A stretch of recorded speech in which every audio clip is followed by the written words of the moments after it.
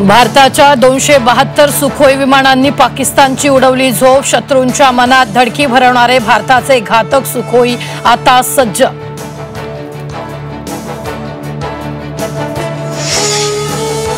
दहशतवाद्यांना मदत करणाऱ्या 15 गद्दारांचा शोध सुरू। एनआयए कडून मदत करणाऱ्यांचा शोध।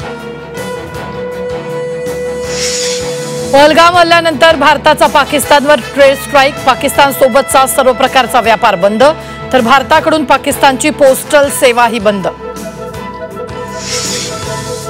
पहलगाममध्ये हल्ला करणारे दहशतवादी श्रीलंकेत पळाल्याची माहिती। गुप्तचर यंत्रणेच्या माहितीनंतर चेन्नईतून श्रीलंकेला गेलेल्या विमानाची तपासणी। लाडक्या बहिणींसाठी सामाजिक न्याय विभागाचा निधी वळवल्यानं संजय शिरसाट संतापले। सामाजिक न्याय खातं बंद करा, उद्विग्न प्रतिक्रिया।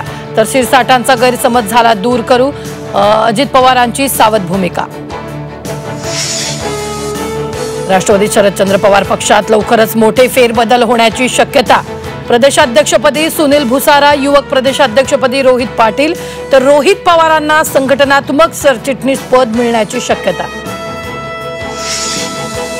राष्ट्रवादी पक्षाकडून मुंबईत आजी माजी मुख्यमंत्र्यांचा सन्मान सोहळा। देवेंद्र फडणवीसांसह राणे चव्हाणांचा सत्कार होणार। शरद पवारांना मात्र सोहळ्याचं निमंत्रण नाही।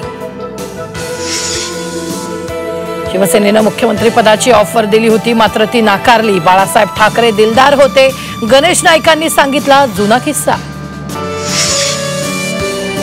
राज्यावर सूर्याचा प्रकोप, बहुतांश जिल्ह्यातील पारा 40 पार, तर अकोला आणि सोलापुरातील तापमान 45 अंशावर।